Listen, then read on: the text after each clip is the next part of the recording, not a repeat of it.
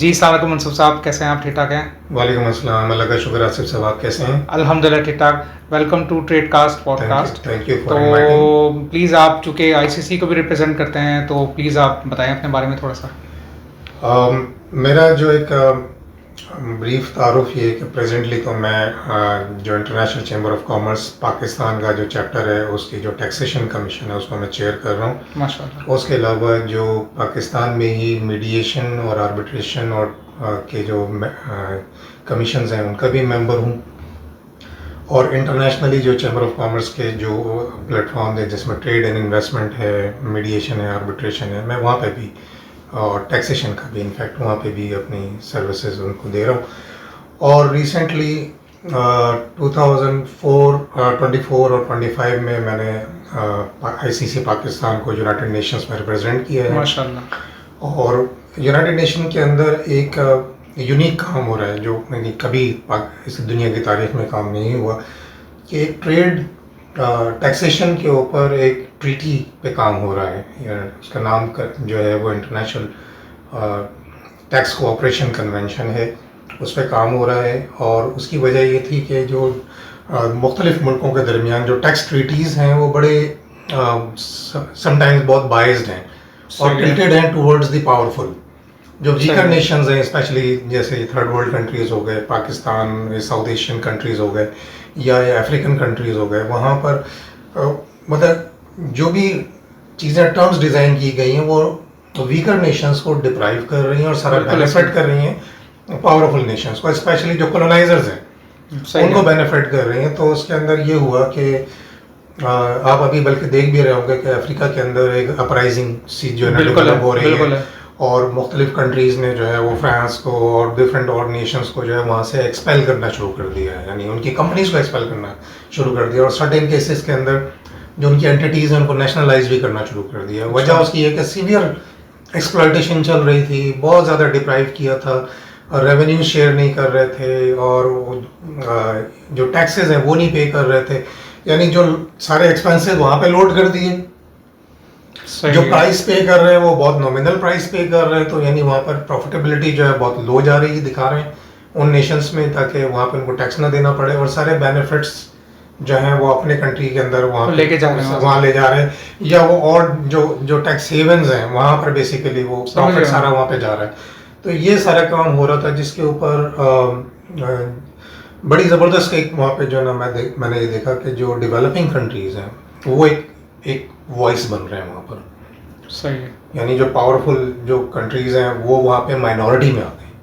यानी जब and you are talking about ICC, I am talking about United Nations. United Nations, सही है, सही, ठीक है कि यूनाइटेड नेशंस में जो डिस्कशंस हो रहे हैं, डिस्कशंस के अंदर जब वेरियस पॉइंट्स रेज होते हैं तो उसमें जब स्पेशली जब वोटिंग के लेवल आता है तो उसमें जो अफ्रीकन कंट्रीज़ हैं, साउथ एशियन कंट्रीज़ हैं या फार ईस्टर्न कंट्रीज जो कि वीकर नेशंस हैं वो दे हैव जॉइंट हैंड्स, यानी उनका कंसेंसस है। और दूसरी साइड पर हम देखते हैं कि जो डेवलप्ड कंट्रीज़ हैं, यूएसए हो गया, यूके हो गया और उनके जो कॉलोनीज़ हैं, न्यूजीलैंड है, ऑस्ट्रेलिया है, ब्रिटिश कॉलोनीज हो गए, जितनी ब्रिटिश कॉलोनीज़ हैं वो सब एक तरफ है और जो डेवलपिंग नेशंस हैं वो एक तरफ है।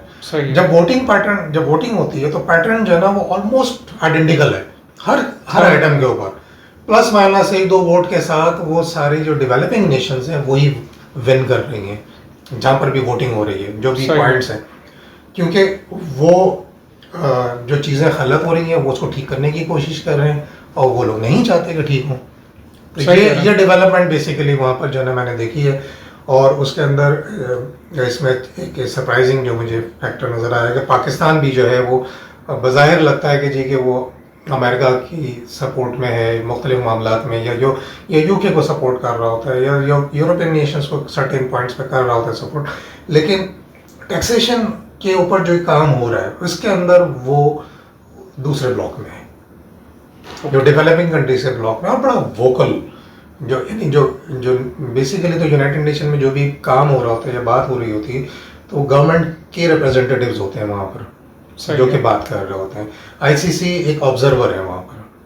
अच्छा, ठीक। आईसीसी के पास एक ऑब्जर्वर सीट है और आईसीसी की जो डिफरेंट कंट्रीज के जो मेंबर्स हैं वो they can opt to join that meeting और उसके अंदर अपना रोल प्ले कर सकते हैं तो मैंने पाकिस्तान की तरफ से रोल प्ले किया।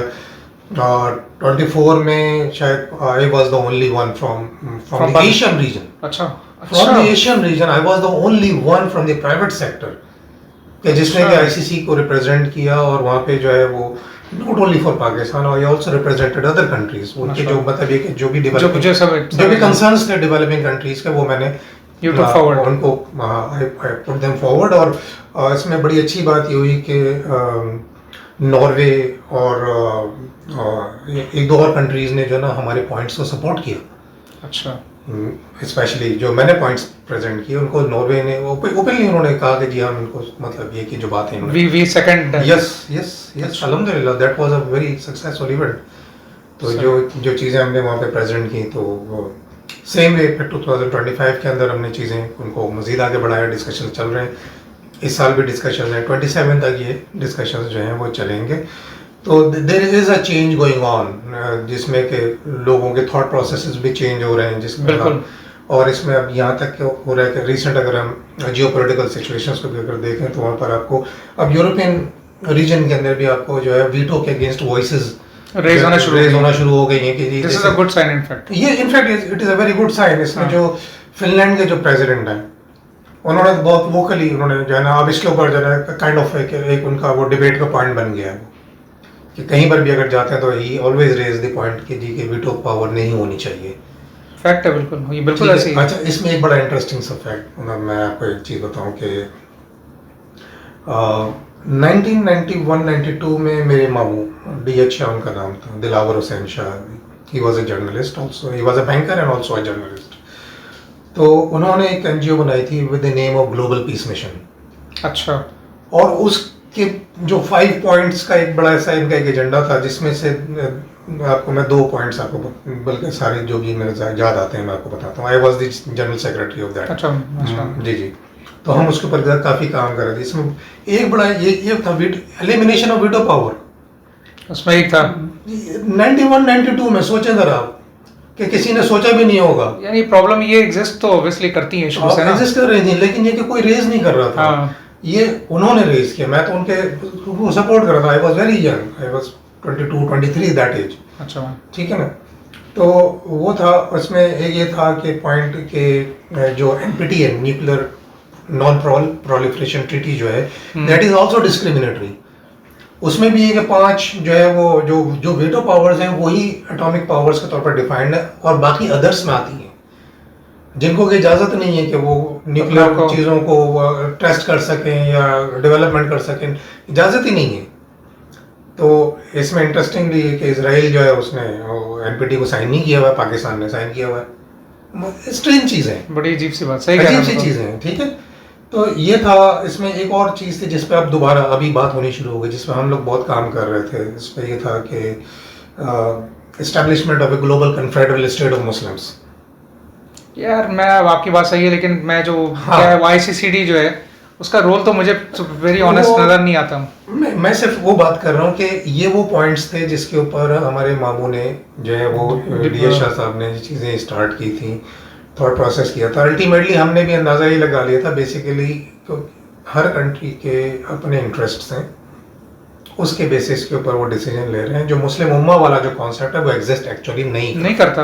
आप देखें ना ICCD के अंदर हमारी बीच में डिस्कशन भी हुई थी and I was speaking with them, तो मुझे तो लगा यार ये तो मतलब क्या बोलूँ, मुझे कहना नहीं चाहिए, लेकिन चीज़ें they are not moving forward. यहाँ पे जो प्राइमरीली जो हम अगर जियोपॉलिटिकल एनालिसिस करते हैं जब, तो हमें नजर आता है कि there are Arab countries and non Arab countries. बिल्कुल ऐसे ही, और अब मुस्लिम कंट्री नहीं, अरब कंट्री एंड नॉट, बिल्कुल सही है ये, अरब countries and non Arab countries, that's it. सही कह रहे हैं। ठीक है, तो वो जो GCC भी जो है वो बेसिकली वही अरब्स एंड नॉन अरब्स वाला ही मामला है उसके अंदर ना। बिल्कुल। तो ये तो वो जो अरबी को अजमी पे और अजमी को अरबी पे फोकियत नहीं है, तो ये वाला जो क्लॉज था ना, नहीं है, ऐसा नहीं, ये एग्जिस्ट नहीं करता। बिल्कुल सही है, कोई फॉलो नहीं कर रहा। अप टिल टुडे ऐसा नहीं है, अप टिल टुडे ऐसा नहीं है, बिल्कुल ऐसे ऐसे नहीं। तो ये मतलब ये रियलिटी है। सही कह रहा हूं। हमने मतलब जो 8-10 साल हमने उस दौर में काम किया, वो उनकी डेथ के बाद ये काम जाहिर है कि वो रुक गया। उनकी फैमिली नहीं चाह रही थी कि मजीद उनके प्रोजेक्ट्स को लेके आगे चला जाए, क्योंकि वो फैमिली भी थोड़े डिस्टर्ब जब आप इतने बड़े आइटम्स लेके प्रेशर भी आता होगा ऑब्वियसली। तो वो फिर फैमिली इसके लिए रेडी हाँ। नहीं थी, तो उन्होंने कहा कि नहीं हम मतलब एक उनके बच्चे उनके लिए रेडी नहीं थे, तो फिर वो हमने प्रोजेक्ट्स वहाँ पे फिर रोक दिया अच्छा। था। उसके बाद से ऑनवर्ड उस पर काम नहीं किया हमने। हाँ तो ये तो इशूज़ तो हैं, यही तो बड़ा मसला है। अब इसमें दो तीन चीज़ें हैं ना कि अगर आप एक मसले को उठाते हैं और उसको लेके जाना चाहते हैं, ऐसे फोरम्स अभी भी एग्जिस्ट करते हैं, बट प्रॉब्लम ये कि अगर देखा जाए एज अ मैटर फैक्ट तो वहाँ पे जाके चीज़ जो है ना वो रुक जाती है, आगे नहीं आती। वो कहते हैं नहीं यार ये मसला है, अभी यूं प्रॉब्लम है। तो अब इसीलिए तो अभी जो पाकिस्तान क्या बोल के पूरी दुनिया जो है ना प्रॉब्लम में आ गई। There are interests and there are lobbies, और जो लॉबीज हैं और ये खास तौर पे हाँ। ये काम नहीं करने देती हैं। एग्जैक्टली, ठीक है। और पाकिस्तान के अंदर जो ब्यूरोक्रेसी है ना, जो अल्टीमेटली जो चीज़ों को लेके चल रही होती है, तो ब्यूरोक्रेसी के अंदर भी लॉबीज अवेलेबल हैं। सही लॉबीज एक्टिव हैं, काम कर रही हैं, बिल्कुल एंड दे सही। Are being nurtured, these lobbies are being nurtured. सही कह रहे हैं। और वो कि आपको जो है ना, स्पेशली आप अपने जैसे कि आप टेक को लेके आगे चल रहे हैं और मुख्तलिफ प्लेटफॉर्म्स के ऊपर आपने देखा है कि हर्डल्स आई हैं, वो ऐसे बिल्कुल नहीं आई हैं, वो ऐसे नहीं आई हैं, वो बाय डिजाइन आई है। बाय डिज़ाइन आई हैं, बिल्कुल, ठीक है। I got it. बहुत सारी चीज़ों में हमने भी काम करने की कोशिश की है, बात करने की कोशिश की, हमें अंदाज़ा हो गया कि there is an issue of willingness, सही कह रहे हैं बिल्कुल। ठीक है। फिर वो वही बात है ना, वो हाँ। अगर लॉबी काम कर रही है तो फिर वो इंटरेस्ट वाली बात आ जाती है। बेसिकली वो लॉबी इंटरेस्ट्स को प्रोटेक्ट कर रही है, बिल्कुल सही कह रहे हैं, वेरी राइटली सर, बिल्कुल सही। जिसमें एक बहुत बड़ा इंटरेस्ट जो है ना, अगर हम ब्रॉडली स्पीकिंग अगर हम बात कर भी लेंगे, पाकिस्तान को एक्सटर्नल ऑयल पे डिपेंडेंट रखना, it is an interest and a lobby working for it, बिल्कुल सही कह रहे हैं, ठीक है। बिल्कुल सही कह रहे हैं। इसके पीछे ज़ाहिर मेरे पास भी मुख्तलिफ लोगों की बात और डेटा है इसकी जिस जो के सपोर्ट करता है जो कि सपोर्ट करता है इस बात को। तो इसी तरह जो है आपका जो फॉरेन एक्सचेंज है, आज की पॉडकास्ट को मैं यूज़ करते हुए मैं एक बात करता हूँ कि जितने भी चैम्पियंस ऑफ फॉरेन एक्सचेंज है पाकिस्तान के अंदर, they can't define why dollar is 280 rupees. What is the formula? They can't define. वो कहते हैं जी कि एक बास्केट है, उसका एवरेज है। भाई बास्केट का एवरेज रेट आप उठा रहे हैं, वो जो रेट आपको दिया जा रहा है आप उसी पर ट्रेड कर रहे हैं, जो डिक्टेट करवा रहे हैं, जो डिक्टेट किया जा रहा है। देयर इज नो फॉर्मूला, सही कह रहे हैं बिल्कुल। ठीक है। यानी कि वो जो जीडीपी से करना चाहिए उसको, वो या जीएनपी से करना चाहिए, वो काम नहीं हो रहा। वो काम नहीं हो रहा, ठीक है। और आपको एक और लॉबी है जो कि चाहती है कि आप जो है ना, आपका बैलेंस ऑफ पेमेंट स्ट्रेस में रहे, हमेशा हमेशा रहे। सही कह रहे हैं, हमेशा रहे, बिल्कुल यू सही should not come out of it, because अगर आप इससे बाहर आ गए तो फिर जो बहुत सारे जो इंटरनेशनल जियोपॉलिटिकल इंटरेस्ट हैं आप उसमें उनको सपोर्ट नहीं करेंगे, सही कह रहे हैं बिल्कुल, ठीक है। बिल्कुल सही कह रहे हैं। तो one lobby is pushing you Pakistan to remain dependent on external oil, number one. Number two, Pakistan should not move forward in exports और बैलेंस ऑफ पेमेंट इसका स्ट्रेस में रहे, ठीक है। तो ये दो चीज़ें जो है ना आपके जो अल्टीमेटली जब आप फॉरेन ऑयल पर डिपेंडेंट है, आप $6 अरब का $7 अरब का जब आप ऑयल हर साल इंपोर्ट कर रहे हैं, which you can save at least not 100%, at least 40 to 50% आप सेव कर सकते हैं, बिल्कुल। तो वो आपकी डिपेंडेंसी जो है वो ज़ाहिर है कि $4-5 अरब आपके पास से नहीं जाएगा तो आपका बैलेंस ऑफ पेमेंट ईज हो जाएगा, ठीक है। आपको बोरो नहीं करना पड़ेगा, जब आपको बोरो नहीं करना पड़ेगा तो आपकी जो पेमेंट्स हैं वो कम होनी शुरू हो जाएंगी, फॉरेन एक्सचेंज जो आपका वो भी बेहतर हो जाएगा, फॉरेन एक्सचेंज रेट बेहतर हो जाएगा, आपके इंटरनल रिसोर्सेज बेहतर हो जाएंगे, आप अपने लोगों को ज़्यादा बेहतर सहूलियात दे सकेंगे। यार एक बात बताएं मंसूर साहब, अमाल का दारोमदार नियतों पे है। जी जी। आपको लगता है कि हमारे जो बीइंग पाकिस्तानी, जैसे होता है ना कि भाई बाई डिफ़ॉल्ट हम समझते हैं यार हम तो भाई मुसलमान पैदा हुए हैं और इस दुनिया में हम आए हैं, ऐसा कोई प्रॉब्लम है ही नहीं, डायरेक्ट जन्नत में जाएंगे एक थोड़ा टाइम गुजारने के बाद, यही जनरल कॉन्सेप्ट है। तो आपको लगता है कि क्या हमारी नीयतों में थोड़ा सा वो नहीं हो गया, डायल्यूशन हो गया, जो हमारी नीयतें सही नहीं है? इसमें मैंने जब कुरान को जब मैंने ICA में institute of cost and management accountant से मैंने 91 में क्वालिफाई किया था, तो मैंने 91 में क्वालिफाई करने के बाद जैसे ही मैं ज़रा अपनी जो प्रोफेशनल स्टडीज़ से रिलीफ हुआ था तो मैंने इमीडिएटली कुरान को स्टार्ट कर दिया था। It took me 5 years Quran 5 years, 5 years सही बात है, पढ़ने के बिल्कुल लिए, कंसंट्रेशन के साथ पढ़ने तो जो राइज जितने कॉन्सेप्ट्स हैं ना, मुझे तो कुरान में नजर नहीं आए, बल्कि कुरान में उनका डिनायल है। सही कह रहे हैं। अब आप देखें ना, अब एक मिसाल है, मैं एक छोटी सी एग्जांपल देता हूँ, correct me if I am wrong. Insurance है इस्लाम में, मुझे तो सेविंग का कॉन्सेप्ट नज़र नहीं आया, कहीं गलत कह रहा हूँ, मैंने तो नहीं देखा। वो मैं इसमें आपको अभी बताता हूँ मैं आपको भी। हाँ। जैसे जो खराबियाँ, जैसे जो नियतों वाली बात हो रही है ना, खराबी कहाँ से पैदा हुई? खराबी हुई कि कुरान कह रहा है कि, और ये लोग समझते हैं कि ये अगर जहन्नम में गए तो कुछ दिन के लिए जाएंगे और हमें थोड़ा सा अजाब होगा, सज़ा होगी तो थोड़ी सी होगी, इसके बाद फिर हम जन्नत में भेज दिए जाएंगे। ऐसा नहीं है। खालिदीना फीहा, कुरान कह रहा है खालिदीना फीहा, वो वहाँ पे हमेशा रहेंगे। जो जन्नत में जाएंगे खालिदीना फीहा, वो वहाँ हमेशा रहेंगे। जो जहन्नम में जाएंगे वो वहाँ हमेशा रहेंगे। तो ये जो मिसकंसेप्शन है ये आया है एक्चुअली, अब थोड़ा सा थियोलॉजी में आ जाते हैं। ये चीज़ इंट्रोड्यूस करा दी गई क्रिश्चियनिटी वाली। जो क्रिश्चियनिटी के कॉन्सेप्ट हैं, जो कि वो भी रोमन कैथोलिक जो आइडियोलॉजी है, उसके अंदर ये है कि भी अगर आप जीसस क्राइस्ट पर अगर आप बिलीफ रखते हैं ना, तो वो जो है ना, वो अल्टीमेटली वो आपको जो है ना वो बचा लेंगे, दैट्स इट। ये वाला फॉर्मूला उठा के उन्होंने कि जी आपने कलमा पढ़ लिया है ना, तो अब हुजूर उस वक्त तक जन्नत में नहीं जाएंगे जब तक अपने आखिरी कलमा को जो है ना अपने साथ जन्नत में ना ले जाएं। ये उन्होंने फार्मूला यहाँ पे कॉपी किया। अब इस फार्मूले का नुकसान ये हुआ कि आपकी जो पर्सनल अकाउंटेबिलिटी थी ख़त्म हो गई, वो ख़त्म हो गई, क्योंकि आपने तो अपना सारा जो था ना, कलमा पढ़ने के बाद सारा ओनस डाल दिया हुजूर सल्लल्लाहु अलैहि वसल्लम के ऊपर। बिल्कुल सही है, ठीक है, समझ गए। आप कुछ भी कर लें, आप कुछ भी कर लें, क्योंकि आपने कलमा पढ़ लिया, आप उनकी सल्लल्लाहु बैठे हैं वो करा देंगे, वो सब काम वो करा देंगे, ठीक है ना। अब इसकी ऑफ शूट्स में उन्होंने जो ना फिर औलिया कराम को भी डाल दिया कि जी आप फलां वली साहब को मानते हैं तो फलां वली साहब भी आपको निकाल के ले जाएंगे, बिल्कुल, वो आपको कब्र का अज़ाब भी नहीं होने देंगे आपकी। ये वाली चीज़ें जो है ना, बेसिकली मिसकंसेप्शंस जो है ना, जो कि इंस्टिल कर दिए गए सोसाइटी के अंदर, जिसकी वजह से ये सारी खराबियाँ हो रही हैं। ठीक है, आप रिश्वत ले लें, 2.5% आप ज़कात दे देंगे तो रिश्वत पाक हो गई, रिश्वत पाक हो गई। सही है। और जो गुनाह है उसके लिए आप जो है ना वो साल में 2 दफ़ा 3 दफ़ा आप जाके उम्रा करके नहा के आ जाएं वहाँ पे। यार अब आप क्या समझते हैं फिर, किस तरह से भी एज ए पाकिस्तानी हम किस तरह से कॉम प्रोग्रेस करेंगे? अकाउंटेबिलिटी को, पर्सनल अकाउंटेबिलिटी को प्रमोट करना पड़ेगा, समझाना पड़ेगा। तो वही तो मसला है ना कि मैं इसके अंदर डेफिनेटली एक आदमी का रोल नहीं है, इसके अंदर जो सोसाइटी के जो डिफरेंट सेगमेंट्स हैं, उनके जो लीडर्स हैं, उनका रोल है कि वो इसकी क्लैरिफिकेशंस दें और पर्सनल अकाउंटेबिलिटी के ऊपर जो है वो बात करें। और अल्टीमेटली वापस हम आ जाते हैं अपनी इकोनॉमी और टेक डिस्कशन के ऊपर कि अल्टीमेटली जब तक हम जितने भी रेलिवेंट स्टेक होल्डर्स हैं वो पाकिस्तान के बेनिफिट के लिए, पर्सनल बेनिफिट को एक तरफ रख के पाकिस्तान के बेनिफिट के लिए सोच कर डिसीजन नहीं लेंगे, पाकिस्तान के लिए आगे बढ़ना मुश्किल है। इसी तरह के चैलेंजेस आते रहेंगे कि आप अननेसेसरीली आप रात को 150 रुपये का डॉलर छोड़ के सोए थे, सुबह उठे तो 175 का था, दोपहर तक वो 200 का हो गया और अगले दिन वो 300 का हो गया। सही है, सही कह रहे हैं, बिल्कुल ठीक है ना, बिल्कुल सही कह रहे हैं। No reason at all, no reason at all.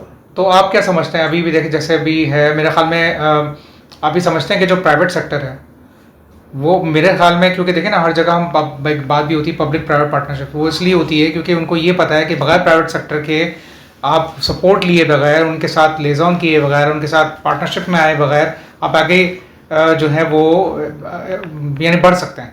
तो आपको क्या लगता है? देखें, रोल्स जो है ना समझने पड़ेंगे। हमें लगता है कि हमारे यहाँ अगेन क्लैरिटी नहीं है पाकिस्तान में रोल्स की।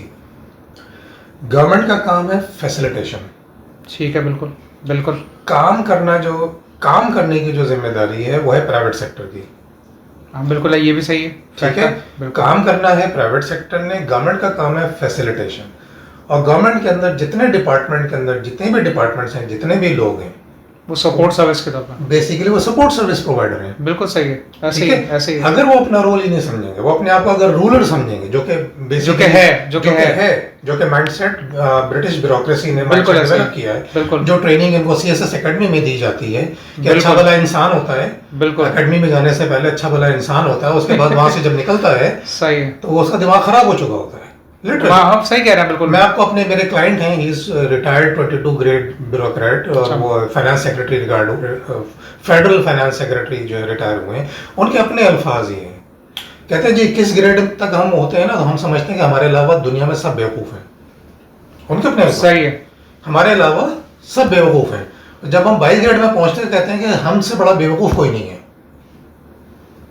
अच्छा, रिटायरमेंट तक पहुंचते पहुंचते इनको अंदाजा हो जाता है कि जी हमसे बड़ा बेवकूफ़ कोई नहीं है। परफॉर्मेंस का टाइम तो निकल चुका होता है ना। एग्जैक्टली हाँ। वही समझते हैं कि जी हम रूलर है और ये हमारी रियाया है, जो कि ब्रिटेन ने इनको बेसिकली दिया था ना। बिल्कुल बिल्कुल ऐसे ही। कंट्रोल के लिए जो पावर्स दी थी सब कॉन्टिनेंट पे, कंट्रोल के लिए पावर्स किसके पास थी? इसी ब्यूरोक्रेसी के पास थी और जुडिशरी के पास थी। बिल्कुल ऐसे ही, ठीक बिल्कुल है। ऐसे ही। और खेलने के लिए उन्होंने टूल, जो वकीलों वाला टूल था बीच में, वो खेलने वाला टूल वो दे दिया था। आज तक देखे ना, आज तक जो रूल्स हमारे लॉज हैं वही ब्रिटिश के जमाने के चले आ रहे हैं। एग्जैक्टली तो जो रूलिंग स्ट्रक्चर था ना, इसको हम एडमिनिस्ट्रेटिव स्ट्रक्चर नहीं कहेंगे, ये रूलिंग स्ट्रक्चर था जो कि स्टिल फॉलो किया जा रहा है पाकिस्तान में। किसी हद तक रिफॉर्म हो चुका है, इंडिया के अंदर। उन्होंने अपने लोगों के लिए चीज़ें बहुत बेहतर कर दी और बहुत सारी चीज़ें उन्होंने इस तरह रिफॉर्म की कि मैं एक एग्जांपल के तौर पे बात कर रहा हूँ कि जो पाकिस्तान के अंदर एसयूवी आपको 70 लाख और 75 लाख रुपए की मिलती है, वो एसयूवी इंडिया के अंदर 14 लाख 15 लाख इंडियन रुपीस। बिल्कुल ऐसे ही है। अगर आप उसको 3 रुपए से मल्टीप्लाई करते हो तो 45 लाख रुपए की एसयूवी, यानी आधी से भी कम कीमत पे। बिल्कुल। वो कैसे मुमकिन है? वो भी, उसमें भी वही इंजन है, उसमें भी वही बॉडी, बल्कि in most of the cases जो उसकी जो स्पेक्स है ना, वो बेहतर है उन एसयूवी से जो कि, या उन गाड़ियों से जो कि पाकिस्तान में बन रही है। बिल्कुल इंडियन ऐसे ही है। ठीक है ना। बिल्कुल वो कैसे मुमकिन है? वो इस तरह से, मेरे ख्याल में आपकी बात सही है, क्योंकि वो सारी बात है, हमारे पास इतना लोड, पाकिस्तान के इतना लोड पड़ा हुआ है लोन्स का और उसकी वजह से जो है मजबूर है, वो क्या करे। एक इसके अंदर एक और बात मैं अभी करना चाहूँगा, वो ये है कि इस वक्त पाकिस्तान, कराची में अगर कोई इंडस्ट्री लगाना चाहता है तो साइट एरिया में 1 एकड़ का प्लॉट कोई 40 करोड़ और 50 करोड़ का है। ठीक है। कॉरेंज इंडस्ट्रियल एरिया में भी 30 करोड़ 40 करोड़ से कम का 1 एकड़ का प्लॉट अब नहीं है। जिस प्राइस पे प्लॉट मिल रहा है, उस प्राइस पे पूरी इंडस्ट्री लग जाती है। बिल्कुल इंडस्ट्री लग जाती है। ट्रू ऐसे ही है। ठीक है। तो अब ये जो खेल चला है, ये वाला, ये जो इंडस्ट्रियल प्लॉट्स की जो प्राइसिंग वाला जो खेल चला है, बेसिकली प्रॉपर्टी डीलर्स के हाथ में चीज़ें आ गई ना, तो नतीजा क्या हुआ कि आपकी इंडस्ट्री जो है वो स्टैग्नेंट है। 60s और 70s की टेक्नोलॉजी के ऊपर इंडस्ट्रीज काम कर रही हैं। तो आप इंटरनेशनल मार्केट में कम्पीट कैसे करेंगे? ना कॉस्ट पे कर सकते हैं, ना क्वालिटी पे कर सकते हैं। सर्टेन एरियाज में ठीक है, स्टिल हमारी जो रॉ मटेरियल है वो बहुत अच्छा है, तो मजबूरन दुनिया हमसे काम करने पे मजबूरन काम कर रही है। अदरवाइज, और अगर आप इंटरनेशनल मार्केट में हमारा ट्रेड का अगर आप शेयर देख लें तो वो लेस देन 5% भी नहीं है। बिल्कुल सही कह रहे हैं। इस पर मुझे एक बात याद आई, वो मैंने आपको शायद कोट भी की थी पहले। उसमें ये था कि एक इटालियन से पूछा किसी ने, ये हमारी जानने वालों में से, तो वो कहने लगे कि अगर आपको if you need quality then you go to Pakistan, but if you need quantity you go to Bangladesh. बिल्कुल सही है। वो ये मानते हैं कि क्वालिटी है पाकिस्तान में, बट प्रॉब्लम ये है कि हमारा सेटअप इस तरह का है, इतने ओवरहेड्स हैं, इस तरह का सिस्टम है कि भाई हम वो जो है क्वांटिटी नहीं प्रोड्यूस कर पा रहे। ओवरऑल इसमें एक तो टेक्नोलॉजी का इशू है। अगर आप देखें ना कि जो वर्ल्ड वाइड अगर आप देखें ना, डेनिम जो है वो ऑटोमेटिक मशीन्स के ऊपर जीन्स बिल्कुल बन रही है। ठीक है। हमारे यहाँ अभी तक लेबर बैठ के हाथ से सी रही है। बिल्कुल ठीक है। बिल्कुल। तो आपको आउटपुट कैसे मिलेगी नहीं। वो मसला ये कि ये भी तो प्रॉब्लम है। Consistent quality. मैं खुद एक अपने क्लाइंट की फैक्ट्री को रन कर चुका हूँ, इसकी गारमेंट फैक्ट्री को। मतलब ये तो 250-300 उनके वहाँ पे लेबर थी जो काम कर रही थी, तो मतलब एक रीजनेबल सेटअप था। मैंने वहाँ पर चीज़ें देखी हैं मैंने, जो क्योंकि मैं तो कंसल्टिंग के पॉइंट ऑफ व्यू से देख रहा था, और एफिशिएंसी इंप्रूवमेंट और क्वालिटी सिस्टम के एनहांसमेंट के लिए तो बहुत सारे इश्यूज नजर आए। मतलब पूरा इंडस्ट्री का ऑपरेशनल स्ट्रक्चर ही गलत है। सही है। ठीक है ना। From technology to human resource, from training to ठेकेदारी निज़ाम। बिल्कुल ठीक है। नथिंग नथिंग कम्स कि जी आप जो है ना वो कहीं पर आप जो है ना पाकिस्तान को कैसे आगे लेके जाएंगे। बिल्कुल सही कह रहा हूँ। उसमें जो सबसे बड़ा प्रॉब्लम है ना, जैसे हम सप्लाई चेन और लॉजिस्टिक्स के ऊपर ज़्यादा काम करते हैं, फ्रेट फॉरवर्डर के साथ भी कर रहे हैं, हम इंडस्ट्री के साथ भी कर रहे हैं, गवर्नमेंट के साथ भी कर रहे हैं। तो जो हमने चीज़ देखी ना, वो प्रॉब्लम सबसे बड़ी कि जो टेक्नोलॉजी को ना, मुझे समझ नहीं आता क्यों दुश्मन समझता है। ये समझता है टेक्नोलॉजी आएगी तो भाई हमारा तो ऐसी की तैसी हो जाएगी, ये कर देगी, जबकि वो सपोर्ट करना है। ये देखिए वो 2-3 जो मेजर इश्यूज है ना, वो एक ये है कि जी पाकिस्तान की जो, मैंने एक दफ़ा एक आर्टिकल लिखा था मेरा जो डॉन में पब्लिश हुआ था, उसमें मैंने कहा था पाकिस्तान की जो अनडॉक्यूमेंटेड इकोनॉमी है वो 3 टाइम्स दी डॉक्यूमेंटेड इकोनॉमी है। सही है, ट्रू फैक्ट, बिल्कुल फैक्ट है। ठीक है, तो उस पर मुझे FPCCI के साहब ने, मुझे जो जनरल सेक्रेटरी थे, उन्होंने मुझसे कहा कि नहीं 3 टाइम्स तो नहीं है, एटलीस्ट 1 टाइम है। मैंने कहा ठीक है आप कह रहे हैं 1 टाइम है, लेकिन डॉक्टर शाहिद हसन से भी मेरी बात हुई थी, तो उनको भी मैंने बात की थी, तो ही एग्रीड टू मैनी थिंग्स जो मैंने बात की थी। तो प्रॉब्लम ये है कि भाई लोग डॉक्यूमेंटेड होना चाहते हैं, ये एक स्ट्रेंज बात है। अच्छा, स्ट्रेंज बात ये है कि लोग समझते हैं कि लोग डॉक्यूमेंट नहीं होना चाहते, लोग डॉक्यूमेंट होना चाहते हैं, but they are afraid of what, the regulation and the वो जो रेगुलेटर, और जो अगेन वो जो माइंडसेट है, क्योंकि वो पीछे पड़ जाता है ना, वो तंग करने से रहता है। FBR का जो माइंडसेट है वो पाकिस्तान की इकोनॉमी के डेवलपमेंट के लिए तबाहकुन है। सही है, ठीक है, सही है। जो लोग काम कर रहे हैं वो उनके जो टैक्स रिटर्न्स के साथ जो अशर होता है, या उनके जो नोटिस डिस्कशन के आते हैं, फिर उनके फिर वो जो केसेस जिस तरह से रन हो रहे होते हैं, जिस तरह के ऑर्डर्स पास हो रहे होते हैं, ठीक है, इलीगल ऑर्डर्स पास हो रहे होते हैं, फिर आप डिफरेंट फोरम्स पे जब जाते हैं, तो उस फोरम्स पे जाने के बाद कई कंसल्टेंट्स ने जो है ना, हमारा, मैं क्योंकि ICMA की और डिफरेंट कमिटीज़ में भी हूँ, तो वहाँ पर भी हमारी बात होती रहती है, तो वहाँ पर भी जो कंसल्टेंट्स हैं वो ये कंप्लेन करते हैं कि भाई हमें अगर किसी फोरम पे चले जाते हैं, जैसे FTO के फोरम पे चले जाते हैं, तो FTO से जब उनके अगेंस्ट ऑर्डर हो जाता है तो they become enemy, they become enemy of the consultant. बिल्कुल बिल्कुल, ये सही है, सही है, ठीक है, सही है। अब मेरा अपना नाम जो है ना, जो मंसूब एंड कंपनी जो मेरी फर्म है, उसका नाम जो है FBR के अंदर बदनाम है, इसलिए कि मैं बहुत जो है ना, मैं इनको सीधा उठा के ले जाता हूँ, FTO ले जाता हूँ मैं इनको, जब मेरे क्लाइंट के साथ कोई गलत काम करते हैं, तो जब कोई लीगल ऑर्डर पास करते हैं तो मैं FTO में ले जाता हूँ। जब मैं FTO में ले जाता हूँ, वहाँ पे जाहिर है जो सारी चीज़ें, दूध को दूध, पानी का पानी हो जाता है। सही है। तो उसके बाद फिर वो जाहिर है कि उनको परेशानी हो जाती है फिर FBR वालों को। तो निज़ाम कैसा सही होगा? फ्रॉम द टॉप, वो टॉप से बॉटम पे, it is always on the top. ये ट्रिकल डाउन होता है टॉप टू बॉटम, ये बॉटम टॉप नहीं होता। लेकिन यार मंसूर साहब, बात ये भी है ना कि बात चीज़ें कि आपके कंट्रोल में होती हैं, बात चीज़ आपके कंट्रोल में नहीं है। You can not control the top management, क्योंकि हमारे कंट्रोल में ही नहीं है। जो कि हम वोट के राइट से या किसी और चीज़ से जो हम सेलेक्ट करते हैं, but I don't think so कि स्टिल वो कंट्रोलेबल है। I don't think. देखिए एक चीज़ ये है कि एक ज़माना था चाइना, ओपियम वॉर आपके जहन में? जी मुझे पता है, पूरा बर्बाद करने वाले ही ब्रिटिशर जी, पूरा वहां से इंडिया में होता ही ये था, यही वहाँ पे इंडिया में मेजर एक्सपोर्ट, बिल्कुल ओपियम पैदा कर रहे थे इंडिया में, और वहाँ पे जो है चाइना के अंदर बेच रहे थे, और रेगुलेशन लगाई थी कि भाई तुम खरीदो हर हाल में, तुम्हें करना है। ठीक है, इनको अफीमची बना दिया था उन्होंने चाइनीज नेशन को। बिल्कुल। तो चाइनीज लीडरशिप जाहिर है कि एक हद तक तो उन्होंने बर्दाश्त, मतलब जब लड़ा भी और हार गए, हांगकांग देना पड़ गया, ये सारे इश्यूज हुए ना, लेकिन ultimately certain point in time जब उनकी लीडरशिप ने डिसीजन लिया, दे रिवाइव्ड, उनको टाइम लगा, लेकिन आप देखें कि एक वक्त था कि जो प्रोग्रेस उनकी काफ़ी स्लो थी, लेकिन लास्ट 20 ईयर्स से चाइना की प्रोग्रेस है, आप देखें। सर आपकी बात सही, ये समझें, ये आपने बात में खुद आंसर दे दिया। भले मैं ईरान की बात करूं, भले मैं चाइना की बात करूं, they work like a nation. हम लोग नेशन, आपको लगता है हम लोग के तो ओपिनियन, हम लोग डिफरेंसेस इतने हैं, हम लोग जो है ना वो एक स्कैटर्ड जो है ना वो स्पोरेडिक ग्रुप्स हैं, और पोलराइज्ड हैं, बहुत ज़्यादा, बहुत पोलराइज्ड हैं, और हमें अपने अलावा जो है ना हर दूसरा आदमी गलत नजर आ रहा है। बिल्कुल सही कह रहा हैं, बिल्कुल ठीक है ना, बिल्कुल सही कह रहा हैं। तो वो रेजिस्टेंस टू चेंज भी है, और दूसरा है कि वो क्या कहते हैं इसको, और अगेन वापस अगर हम आ जाए ना, ये जो चीज़ है ना, ये अगेन इंटरेस्ट्स एंड लॉबीज का खेल है। फिर वही घूम फिर वही आएगा कि एक ह्यूमन का जो है इंसान है, और वो मुसलमान है और पाकिस्तानी है, तो उसको पहले अपने वैल्यूज़ को समझना पड़ेगा। सबसे पहले तो ये समझाना है कि भाई तुम्हारी वैल्यूज़ क्या हैं, तुम्हें क्या करने की ज़रूरत है, तुम्हारी तो ज़िंदगी तो पास हो रही है, अब जो आगे वाले जनरेशन उनको तो तबाह ना करो ना यार। एग्जैक्टली इसमें अब जो सबसे इम्पोर्टेंट रोल है वो एक तरफ तो वो तमाम जो हमारे जो इकोनॉमी के सोसाइटी के जो जितने भी सेगमेंट्स हैं उनके लीडर का है कि वो ज़रा सा जागें, बिल्कुल, और वो पाकिस्तान को आगे बढ़ाने के लिए और कौम को एक करने की कोशिश करें। ठीक है।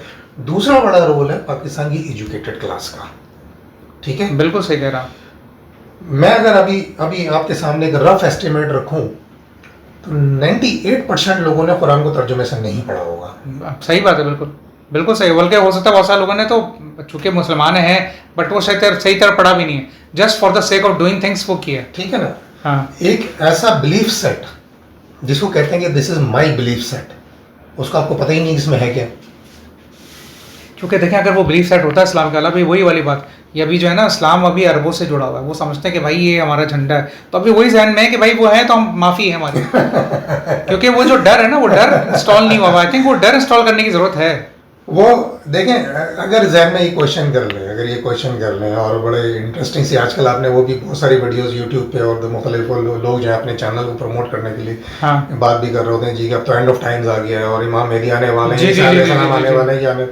अगर फर्ज करें इमाम मेहदी आके खड़े हो जाए यहाँ पे आके, ठीक है, पाकिस्तान में आके खड़े हो जाएं और कहें कि जी आ जाओ जी, कि जो तफरक़े में नहीं है, जो किसी फ़िरक़े में नहीं है, चले वो आगे आ जाए जिसने कुरान को या तर्जुमे से पढ़ा हुआ है, समझा हुआ है, तो कितने लोग निकलेंगे पाकिस्तान वो में।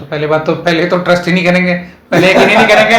वो अलग कहानी शुरू हो जाएगी, आपको पता है मीडिया के ऊपर वो ट्रोलिंग शुरू हो जाएगी, 10 और चीज़ें, क्योंकि निज़ाम ऐसा हो गया ना। निज़ाम ऐसा हो गया और हर एक ने इमाम मेहदी का जो एक उसका जो फार्मूला बना लिया ना, मेजरमेंट उसकी, हाँ, जो पैरामीटर्स और चेकलिस्ट बनाई हुई है ना हर एक की, वो हर एक की अलग है, मजे की बिल्कुल बात अलग है, ठीक है बिल्कुल ना। अलग है। हर एक अपनी चेकलिस्ट लेके बढ़ जाएगा जी, बिल्कुल। नाक ऐसी होनी चाहिए, कान ऐसे होने चाहिए, बिल्कुल। कपड़े ऐसे होने चाहिए, दज्जाल का है वो एक आंख, मतलब हाँ।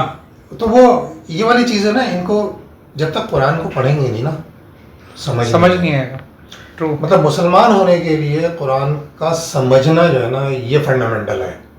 वही बात है ना कि अगर लॉयर हैं आपको लॉज के बारे में नहीं पता तो आप कैसे अपने प्रैक्टिस करेंगे।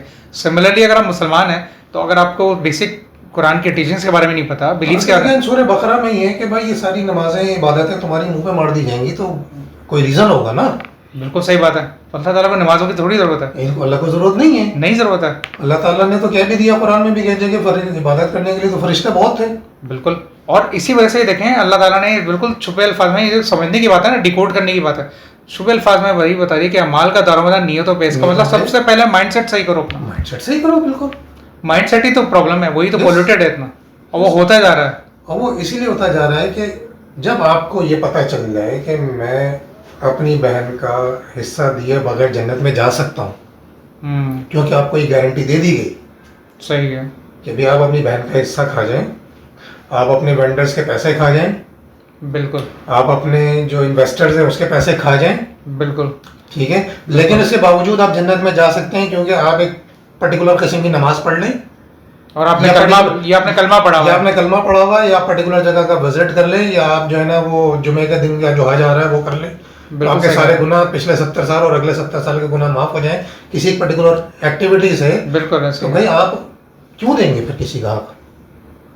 नहीं, मेरे ख्याल में आई थिंक ये एज अ नेशन हमें बहुत ज़्यादा चेंज करने की जरूरत है। वो बात आपकी सही है कि ऐसे भी कोई, क्या कह सकता हूँ मैं इस पर, तो मैं स्पीचलेस, मुझे तो समझ नहीं आता, क्योंकि जहाँ से हम देखते हैं इतने प्रॉब्लम्स हैं, मे बी अगर हम अपनी इस पॉडकास्ट के नतीजे में अगर कोई पढ़े लिखे लोग अगर बात को थोड़ा समझें और जो हमारे रेगुलेटर्स हैं, जो हमारे जो पाकिस्तान के अंदर जो गवर्न कर रहे हैं, डिसीजन मेकिंग पोजीशन पे हैं, वो ज़रा चीज़ों को समझें कि भाई अल्टीमेटली उनके एक्शंस से क्या हो रहा है, ठीक है, उनके डिसीजन से क्या हो रहा है, या उनकी एक स्टेटमेंट जो है वो जो नेशन की डायरेक्शन चेंज कर सकती है, वो अगर ये समझना शुरू कर दें और उस पर कुछ पॉजिटिव चीज़ें स्टार्ट कर दें, जो हमारी सोसाइटी के लीडर्स हैं वो अपनी डायरेक्शन अपने लोगों को ज़रा कि भाई नफ़रतें कम कर दें, मोहब्बतें फैलाएं, ठीक है, तफरका ख़त्म करने की कोशिश करें, और इन सब से हट कर भाई चलें ठीक है वो तो उसकी मर्ज़ी है, तो कि भाई हो सकता है कि उसका बॉस उसको इजाज़त ना दे कि जी तुमने कुछ नहीं करना,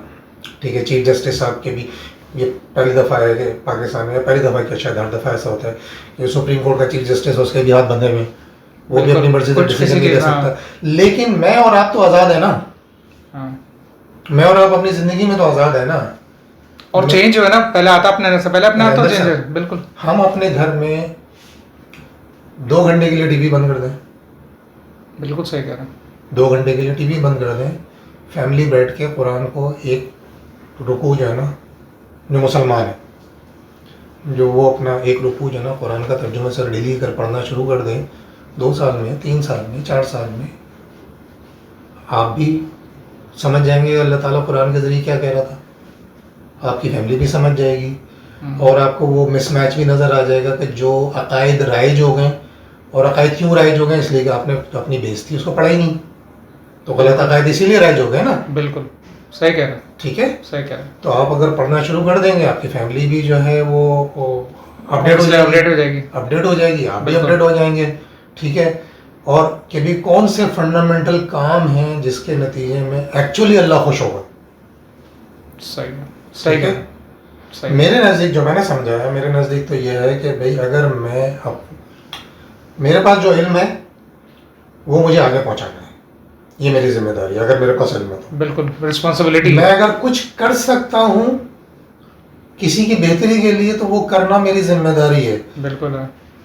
इसका भी सवाल होगा अल्लाह ताला कि भाई तुम्हारे पास तो मैंने नेमत दी थी, तुम्हारे पास नॉलेज थी, ये भी एक नेमत है ना।